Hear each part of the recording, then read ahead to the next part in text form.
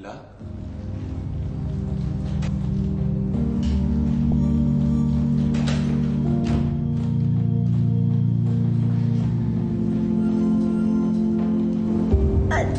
Tracker? Kamu takkan pernah untuk mengerti apa yang ku rasa. Perihnya hati ini Afan, tracker kan? Actually, I am more than that. I'm your husband.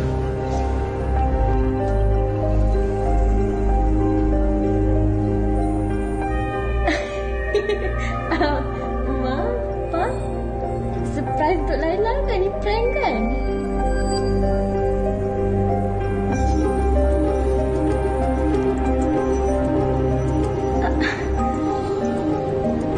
What? Suami yang sah. Hey, it's me.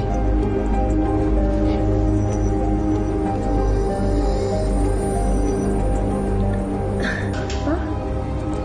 Apa ni?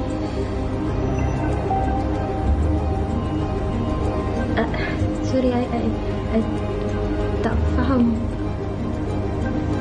What? Aduh, macam mana tu? Itu dia Sultan Drama yang ada kena juga dengan topik kita hari ini.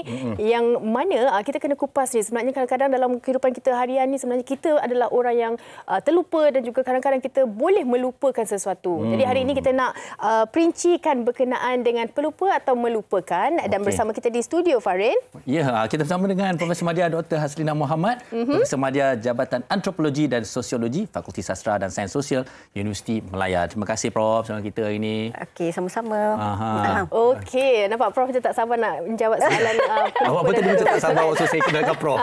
Tapi sebelum Prof, izinkan kami juga kerana alhamdulillah kami di Facebook dan juga ramai yang sentiasa semasa ke semasa berkongsi komen-komen mereka. Okey, salah satu daripadanya ialah Mazilah Mansur. Terima kasih Mazilah. Terima kasih. Mazilah kata, saya lebih suka berusaha untuk melupakan perkara-perkara yang boleh membawa aura negatif supaya dapat hidup dengan tenang. Dan juga kita nak buka soalan kongsikan. santai ni dulu. Ini daripada Rina Azrina. Assalamualaikum. Betul ke lepas beranak memang ada sifat lupa?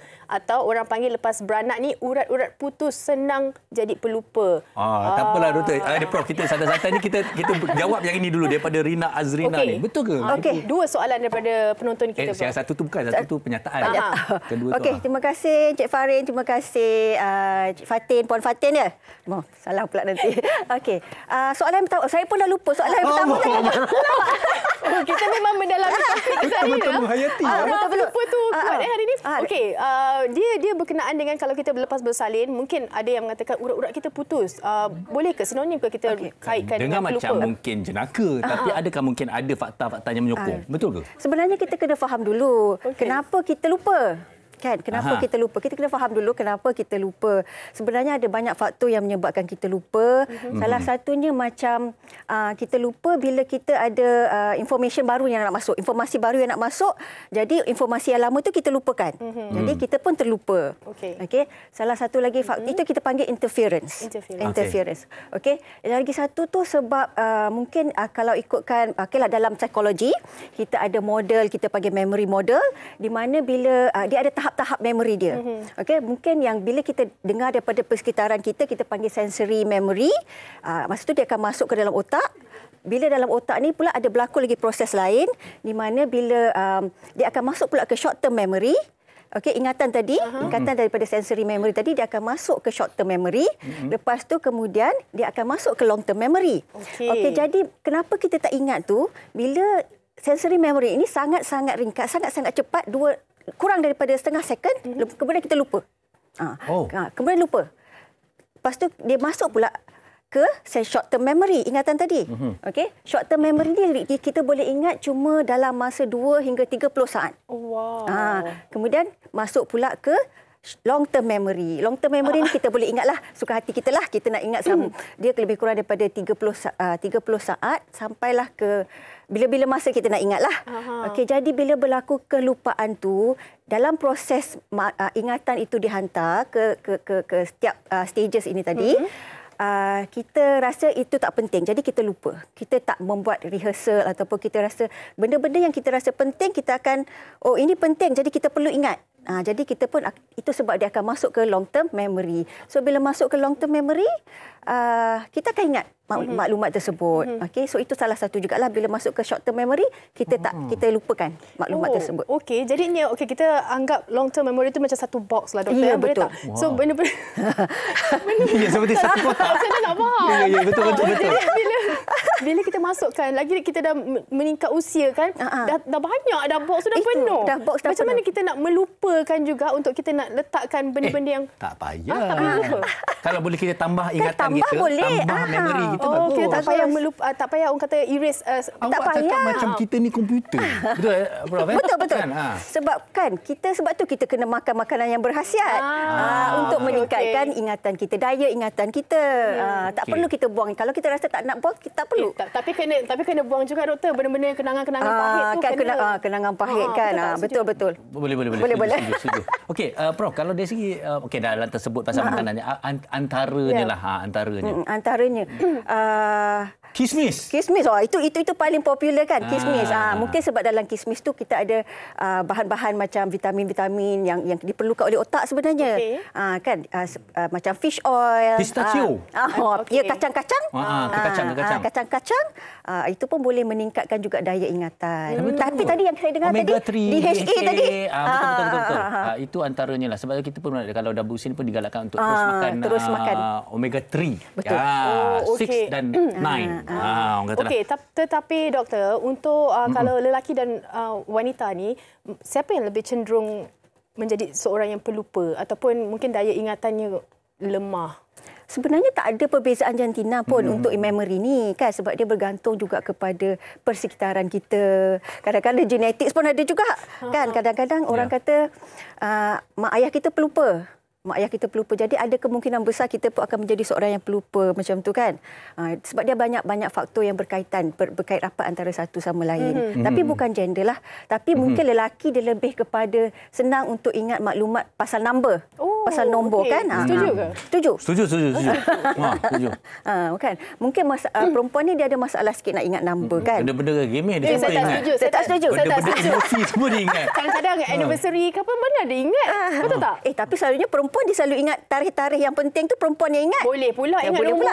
Boleh Benda-benda pula. yang lalu-lalu yang emosi, perasaan yang melibatkan tu perempuan selalu boleh. ingat lah. Okey, Dia lebih tapi tak apa. emosi Ini lah. kita dah macam teknikalnya begitu. Tapi kita nak masuk ke dalam mungkin psikologi dan jiwa emosi kita sendiri. Kalau kita lihat satu-satu keadaan, macam kita dah kongsikan kat TikTok tadi, masalah orang yang mungkin sering terlupa ataupun kita fokus kepada yang sering terlupa dulu. Macam mana kita nak bantu ataupun apa sebenarnya permasalahan orang yang selalu terlupa ini? Kalau kita tengok daripada segi kesihatannya lah, orang yang sering terlupa ni sebenarnya dia mungkin merupakan tanda-tanda awal untuk penyakit Alzheimer. Alzheimer ataupun demensia. Tapi tak juga, jangan takut kalau kita sering terlupa kan, sebab mungkin ada banyak benda lah yang distract kita kan, jadi kita lupa. Tapi itu tanda-tanda awal lah, sebab kalau pelupa tu memang tanda-tanda awal untuk Alzheimer ataupun demensia. Okey. Dia selalunya seawal umur berapa katnya kalau kita nak tengok sebenarnya ataupun kita nak tengok simptom-simptom alamak Alzheimer dah mula nak datang ni agaknya, mungkin aku terkena macam tu ke ataupun mak ayah kita ke, macam mana kita nak perhatikan simptom-simptom ni? Selalunya dia Alzheimer ni orang tua lah, selalunya orang tua, dia berkaitan dengan faktor usia jugalah. Tapi buat masa sekarang ni pun bukan sahaja orang yang tua, orang yang muda pun pernah dapat Alzheimer. Yalah. Saya dengar dalam radio hari tu pelakon Thor. Ya, saya lah tu. Chris Hemsworth. Saya rasa kalau tak silap saya lah, kalau sebab saya pun dengar-dengar macam tu je kan dalam kereta kan. Iyalah. Dia pun dia buat statement tu, betul. kan dia pun didiagnose dengan Alzheimer. kan dia muda lagi. Betul. Kalau tak silap saya, antara pernyataan beliau dia kata terlalu stres bekerja. Betul. Banyak stres fizikal maupun mental beliau membawa menjurus ke arah tu juga. Betul. Okey, jadi stres tidak langsungnya mendorong kepada untuk kita lagi cepat lupa ke macam Ya, mana? secara saintifiknya banyak kajian-kajian lepas yang dilakukan memang mendapati bahawa stres adalah salah satu faktor yang menyebabkan kita sangat senang lupa. Okey, baik. Doktor, okey, ini kita dah sentuh berkenaan dengan faktor inisiatif untuk kita jadi lebih ingat dan sebagainya. Bagaimana pula kalau mungkin ada memori-memori yang sakit yang untuk kita lepaskan, kita tak nak ingat dari sudut psikologinya, macam mana untuk kita memudahkan untuk kita melepaskan ataupun kita terus lupakan? Itu soalan yang macam selalunya memang memori-memori yang menyakitkan kan, traumatic memory semua kan. Kita nak lupakan, tapi semakin kita lupakan semakin kita ingat. Betul tak? Tapi kenapa? Kenapa kan? Yalah. Sebabnya manusia ni kan, kita selalunya otak kita ni kita akan lebih cenderung untuk ingat benda-benda yang negatif. Benda-benda yang negatif. Jadi bila berlaku benda-benda macam tu, kita akan ulang balik peristiwa yang dah berlaku itu sebab kita kononnya nak lupakan, tapi pada masa yang sama dia asyik bermain di fikiran kita. Jadi bila ini yang berlaku, ini yang susah kita nak lupa sebab dia asyik bermain di fikiran kita. Macam mana kita nak lupa? Kan sepatutnya kalau tak nak lupa tu tak boleh fikir langsung pasal tu. Tapi ini yang kita panggil, kalau dalam psikologi dia panggil negative bias, negativity biases. Okey. Jadi ada potensi atau cara untuk kita melupakan atau tidak, doktor? Dengan kita nak busykan diri ke, kita nak fokuskan kepada satu yang benda yang lebih penting ke? Ya, betul. Memang ada teknik-teknik dia. Teknik-teknik dia. Kan. Saya pun apa bila tinggal macam tu kadang-kadang kan. Betul, bias tu kan. Tengok kursi nangis. Dia duduk kat situ. Tengok, inilah cawan, dia duduk menangis. Tengok sudut tu menangis. Amal drama gitu. Kan? Tapi betul pun itu sebenarnya berlaku dalam minda manusia secara psikologinya. Okey. Baik, sebelum kita teruskan bersama dengan Prof. Okey, apa kata kita saksikan dulu, dengarkan terlebih dahulu pendapat orang ramai luar sana tentang topik kita hari ini. Jom. Memang selalu lupa. So, saya amalkan juga doa untuk kalau immediately saya lupa, saya akan amalkan doa dan InsyaAllah after few while tu kita akan ingat balik lah. Memanglah when I'm happy, I forget everything. Terletak situ berjalan aja. Terpatah balik ambil. Itulah. Saya selalu tertinggal wallet waktu keluar. Saya pernah pergi mall sekali dan dia tinggal wallet. Akhirnya saya terpaksa berhutang dengan kawan-kawan. Pernah selalunya spek mata. Selalu bila bangun tidur tu, bangun pagi tak nampak kan. So lagi menggagau cari kan. Letak barang dekat dalam bilik tapi pergi cari dekat ruang tamu. Jadi macam benda tu macam banyak kerja seharian, boleh lupa mana kita letak.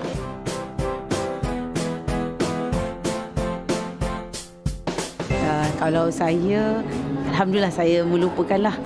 Saya tak keep, saya let go, insyaAllah.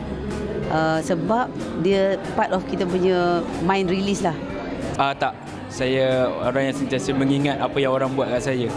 Sebab dia meninggalkan kesan yang cukup mendalam walaupun benda tu sekecil-kecil hal. Saya jenis yang susah sikit nak melupakan. Benda yang buat orang buat kita sakit hati ni kadang-kadang susah nak lupa. So dia macam benda tu terngiang-ngiang kan. Boleh lupakan benda tu tapi walau macam mana pun mesti ada simpan jugalah. Tapi memaafkan tu memang maafkanlah, cuma untuk melupakan tu ambil masa. Ini selalu dengar dalam drama. Memaafkan tu mudah tapi melupakan tu betul. Seronok dengar pendapat orang ramai tadi merangkumi ke semua sudut tentang lupa ataupun melupakan, mahu dari segi emosi, dari segi macam semudah-mudah barang yang kita lupa dan juga pelbagai lagi perkara. Sebenarnya lupa ni kalau boleh ada pro, ada kontra. Saya setuju. Okey, kita nak berbalik kepada doktor. Tadi kita ada teknik-teknik yang kita nak kongsikan. Mungkin penonton nak dengarkan juga, doktor. Teknik-teknik untuk apa? Untuk bagaimana untuk kita melepaskan ataupun melupakan benda-benda yang tak perlu. Let go lah, betul. Yes. Okay. Orang kata memang senang kan, lupakan saja kan. Lupakan saja kan. Jadi memang susah kalau benda tu terutamanya dia memberi impak yang signifikan dalam hidup kita. Memang kita susah nak lupakan. Okey, jadi dia bergantung kepada individu teknik-teknik ini semua sebab kadang-kadang ini kita panggil dalam psikologi kita panggil coping mechanism.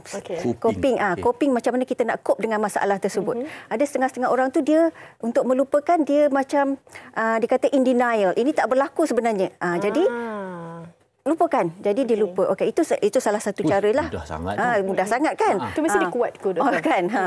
Itu memang betul lah. Lepas tu lagi satu cara macam tadilah kalau coping mechanism juga mungkin ada setengah-setengah orang tu dia lebih kepada bila nak melupakan sesuatu tu dia buat aktiviti lain kan yang boleh membuatkan dia tak ingat apa yang berlaku kan. Itu positive coping lah. Banyak cara sebenarnya.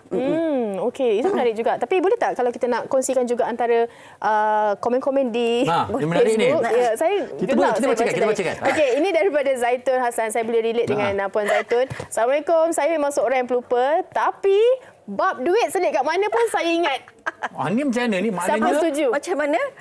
Dia dekat kotak dia tadi tu, duit memang ada kotak dia sendiri. Itu macam mana? Kan, itu memang rasanya duit tu amat penting dalam hidup dia lah. Kan, rasanya dia sentiasa berfikirkan duit. Sebab tu kadang-kadang dia susah nak ingat benda lain. Sebab dalam otak dia cuma fikir duit je. Kan? Jadi apa-apa yang berkaitan dengan duit, senang nak ingat. Itu kita panggil kalau dalam psikologi macam episodic memory ke macam itulah. Dia ada inilah keutamaan fikiran dia. Bila keutamaan fikiran dia tu maknanya apa benda yang berkaitan sesuatu yang memang diutamakan memang ingat. Okey, baik. Kita ada lagi ini daripada Boleh ke? Okey, Abdul Razak Hussein, Waalaikumsalam. Nak tanya, nampak macam lawak tapi selalu diperkatakan kau ni asyik lupa je, kau ni banyak makan semut ke? Betul ke? Prof, doktor, makan semut boleh jadi pelupa. Kita tak tahu kadang-kadang kita tuang air ke ada semut ke. Betul ke? Mitos ke mana? Kita selalu dengar kan macam tu, tapi sebenarnya tak ada bukti saintifik yang mengatakan makan semut akan lupa. Tak ada. Banyak makan semut.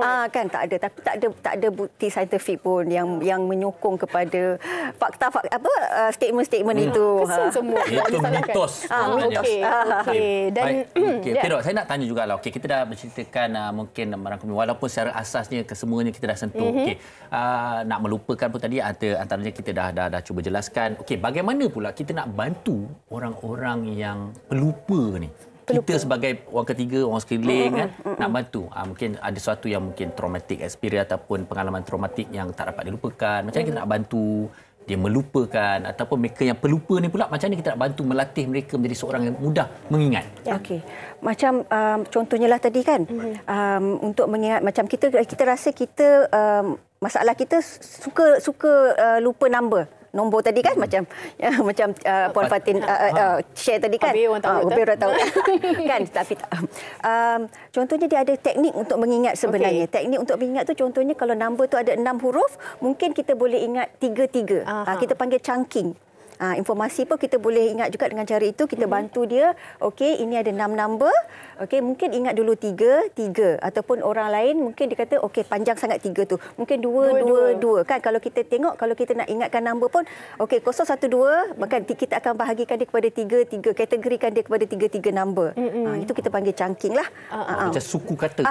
Senang nak ingat macam tu. Tapi ini realiti yang berlaku dalam hidup saya lah. Kadang-kadang bila kita banyak sangat sifat pelupa ni dia boleh merimaskan pasangan kita juga. Kadang-kadang sebab apa? Kadang-kadang saya secara jujurnya saya tak ingat nombor telefon suami ataupun siapa-siapa. Jadi bila saya nak isi form apa-apa saya macam berapa nombor telefon, bila dah banyak kali macam tu, kawan jadi macam lah nombor telefon pun tak ingat. Penting tu nombor telefon. Kan, saya tak boleh nombor tu lah mungkinlah kita boleh praktikkan. Yang itu nombor tu doktor. Kalau macam mana pula macam segala benda pun dah siap terlupa. Kunci rumah letak mana, dah tutup switch ke, kadang-kadang nama kawan pun ke apa ke. Okey, itu salah satu cara macam mana nak tolong macam orang macam ni, okey, yang pelupa ini. Okey, kita selalunya macam kita tulis notes kan. Itu contohlah, tulis nota dekat pintu ke. Okey, kunci di sini contohnya. Kita tolong dia. Kita bagi tahu dia kan. Okey, itu di sini, itu di sini. Itu selalunya kita gunakan teknik tu untuk orang yang ada Alzheimer lah. Kan. Swiss lampu. Swiss lampu semua tutup lampu. Kan. Kita itu salah satu caralah kita boleh tolong dia. Betul. Maksudnya dari itu kiranya kita punya exercise untuk hari-hari lah. Bila kita tengok dia terus ingat. Okey, boleh tak saya kongsikan sesuatu tentang diri saya? Silakan. Tapi betul, saya pernah ada satu masa pernah jadi seorang sangat-sangat pelubur. Saya rasa salah satu lagi bila kehidupan kita tidak terurus, kita tak ada rutin. Sebab tu kadang-kadang kita letak barang-barang tu macam barang kunci ke duit ke, kita letak bersepah, kita tak letakkan satu-satu tempat. Betul. Bila kita dah ada satu tempat, kita dah tahu dah kat situ. Okey, contoh satu lagi bila kita ada latih photographic memory kita. Okey, contohlah saya dapat skrip drama kan. Kadang-kadang tadi saya tertarik dengan perkataan rehearsal tadi. Kita rataikan dia. Nak menghafal pergerakan dan skrip saya tu. Saya cakap, okey, tak apa. Saya nak hafal skrip ni dengan bergerak di set tu. So, saya tahu kat sini saya akan cakap apa, kat situ saya cakap apa. Itu antara latihan saya. Sebab tu kadang-kadang kalau saya baca yang digital ni, kadang-kadang dia tak okey. Susah nak ingat. Saya suka skrip yang fizikal tu di atas kertas. Jadi, bagaimana kita nak kata tentang teknik saya tu sebenarnya dapat membantu sebenarnya. Itu kita kaitkan juga dengan masalah dengan keadaan persekitaran kita. Kan? Contohnya, tadi macam kita kata, okey, kunci tadi selalu kita lupa kan? Jadi kita letakkan dia di satu tempat, kemudian tempat kita boleh imagine tempat tu, dia membantu. Kita boleh imagine, okey, kita ingat kat situ. Kan? Jadi kita boleh imagine benda tu. Ada orang macam tu, dia punya cara dia. Sebab setiap orang akan berbeza cara dia kan. Mungkin Encik Farin tadi memang itu cara dia untuk mengingat. Kan? Kita ulang balik tau. Okey Farin, aku letak kunci dekat situ. So maknanya kita akan ada ulang. Itu rehearsal. Bermonolog lah. Bermonolog.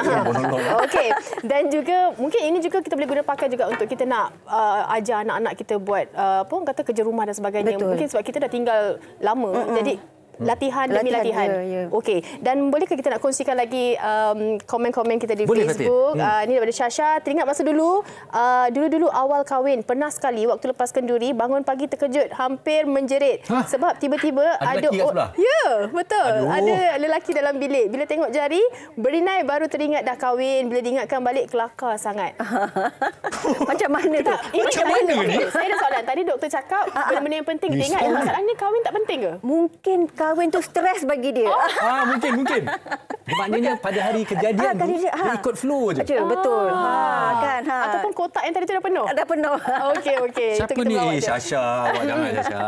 Okey, dan mungkin kita boleh tambah jugalah berkenaan dengan kalau kita bercakap mengenai melupakan ni. Kadang-kadang kita benda tu datang kadang-kadang bukan menyerang lah. Dia tiba-tiba tapi dia okey. Adakah itu disebabkan kita dah kongsi tadi stres tapi sebab-sebab lain mungkin doktor boleh kongsikan? Selain daripada stres juga macam tadilah faktor pemakanan juga. Lepas tu kita pun kita rasa tak nak let go sebenarnya. Kita tahu benda tu menyakitkan tapi kita tak bersedia untuk let go juga sebenarnya. Suka layan perasaan kan. Macam tu salah satu jugalah. Salah satu sebab jugalah. Jadi memaafkan dengan ikhlas dan redha. Nanti kita bawa kali Jumaat. Betul, pasal kadang-kadang bila cakap tentang hal melupakan hal-hal ni sebenarnya kadang kita cakap mulut je kita mampu. Tapi mungkin hati dan fikiran kita sebenarnya tak lepas. Tak terlepas. Tak ikhlas. Okey, dan mungkin kita boleh tanyakan juga ini bergantung, adakah pelupa ini bergantung kepada faktor sosial, persekitaran, pemakanan, faktor usia, genetik atau bagaimana doktor? Ya, betul. Memang pelupa ini kan yang macam saya dah kongsi tadi, salah satu sebabnya genetik kan, genetik. Jadi orang kata ingat tak, pernah dengar tak orang kata kalau kita ni mak ayah ada nyanyuk, kita pun mungkin ada nyanyuk kan, betul. Itu sebab faktor genetik lah. Itu memang kita dapat daripada mak ayah kita. Jadi untuk mengelakkan tu, contohnya kita tahu mak ayah kita tu nyanyuk. Jadi mungkin kita rasa faktor persekitaran kita jaga makan kita daripada awal kan. Ataupun kita kena sentiasa, salah satu cara juga kita tak nak lupa, kita kena sentiasa biarkan minda kita ni bekerja sebenarnya. Betul. Saya pernah dengar untuk kita nak elakkan lupa, kita kena banyak membaca. Ya, betul. Sebab betul nak cakap saya. Betul. Tak. Salah satu sebenarnya ini antara petua juga. Sebab tu orang tua baca Quran. Baca Quran pasal itu satu skill dengan tajwid, dengan lagu, betul. Itu sentiasa melatih memori itu sebenarnya. Sebab fikiran awak bagus memori awak. Alhamdulillah lah. Saya banyak baca skrip. Quran pun saya baca juga insya-Allah. Paling banyak skrip lah. Okey. Mungkin juga doktor ada nak kongsikan apa yang kita perlu titik beratkan untuk kita nak jadi seorang yang kata sihat bukan saja dari segi badan tetapi dari segi minda kita juga. Okey. Yang pertama sekali, cara pemakanan kita, kita kena jagalah cara pemakanan, healthy diet, kena pastikan diet kita tu seimbang. Sebab bila kita pemakanan kita ni akan mempengaruhi sel-sel dalam otak kita. Kan? Bila kita buat aktiviti contohnya beriadah tadi kan, dia makin boleh menyihatkan tubuh badan di samping bukan saja fizikal tapi juga minda kita. Kan? Sebab tu kalau orang-orang tua kita galakkan dia untuk exercise. Betul. Untuk exercise kan. Selain daripada tu contohnya apa lagi tadi? Lupa dah saya pun. Kesihatan emosi. Kesihatan emosi. Mempengaruhi tak juga? Mempengaruhi juga. Okey, kesihatan emosi, of course, itu yang kita kata tadi. Kalau stres tadi, betul tak? Kita cepat lupa. Betul, setuju. Sebab tu kita kena jaga kesihatan emosi kita juga. Kita tak nak sentiasa stres ke apa ke kan? Macam tu. Doktor, boleh tak saya nak tambahkan, adakah pelupa ini kita boleh guna pakai untuk anak-anak kecil kita? Kadang-kadang mereka buat kerja sekolah ataupun barang-barang mereka, tapi kata kalau dari kecil ni dia punya minda ada lagi yang kata masih segar kan. Adakah pelupa untuk budak kecil? Pelupa untuk budak kecil ni dia lebih kepada kalau budak-budak kecil ni dia tak bagi perhatian, attention. Kan saya setuju lah. Betul. Kan kalau kita orang tua ni kita boleh bagi attention, bagi perhatian kan. Tapi kalau budak-budak ni bukan sebab dia pelupa tapi dia sekejap buat ni banyak dia nak explore kan. Jadi dia tak ingat yang mana satu. Okey. Tapi ada ke tidak pelupa untuk penyakit pelupa untuk kanak-kanak? Ada juga. Baik. Okey, baik. Dan di penghujung perbincangan kita lah, Doktor, apa yang boleh Doktor nasihatkan kepada mereka merangkumi apa yang kita ceritakan pada hari ini tentang terlupa dan cuba melupakan, dan bagaimana kita nak ada satu skill mengingat yang baiklah, dan ataupun membezakan apa yang harus kita buang dan apa yang harus kita simpan. Betul. Sebenarnya untuk pelupa tu kita tidak ada pilihan. Sebab dia lebih kepada penyakit kan. Kita tidak ada pilihan sebenarnya sebab jadi pelupa. Tapi kalau untuk melupakan tu ada banyak teknik seperti yang kita telah bincangkan tadi. Okey, jadi nasihat saya jugalah bukan kepada orang semua tapi juga kepada diri saya sendiri. Okey, kita dah meningkat usia ni macam ni kan, kena jaga pemakanan, kena sentiasa beriadah contohnya. Lepas tu kena pastikan kita sentiasa melatih otak kita untuk sentiasa berfikir ataupun bekerja. Bukan nak kena fikir benda-benda yang susah. Cuma tadi macam Cik Farah cakap baca Quran ke kan, contohnya baca surat khabar orang tua kan, baca surat khabar, dan itu yang boleh melatih minda kita supaya sel-sel dalam otak kita dia sentiasa berhubung. Bila sel-sel tu tak berhubung, itu yang kita lupa. Jadi itu yang kita kena pastikanlah. Termasuklah baca berita. Okey. Ataupun ni kadang-kadang orang tu ni main Candy Crush. Betul. Kadang-kadang cakap juga betul, ini dengar macam jenaka tapi kadang-kadang betul tak benda yang mampu mengingat dan memantaskan fikiran. Okey. Patut tak tadi kalau kita terlupa apa-apa kita latih minda kita untuk main game ke apa macam mana dikongsikan Farid. Okey, baik, terima kasih kita ucapkan kepada Profesor Madya Dr. Hasrina Muhammad atas perkongsian berkenaan dengan topik kita hari ini iaitu pelupa atau melupakan. Jadi kami berharap para penonton dah mendapat sedikit sebanyak, walaupun mungkin secara asasnya bagaimana apa yang seharusnya mungkin kita boleh simpan atau pelupakan, ataupun mungkin ada masalah kita boleh ada daya ingatan yang lebih baik. Kalau agak-agak macam terlupa kan, kita ambil masa sekejap, duduk sekejap, ingat satu persatu. InsyaAllah boleh ingat doktor. Betul. Okey, itu perkongsian berkenaan hari ini. Terima kasih banyak-banyak atas komen-komen anda juga di Facebook kami. Kita nak berhenti rehat seketika. Selepas ini kita nak ada hasil aktiviti sikit selepas ini. Jangan lupa kita belum habis lagi.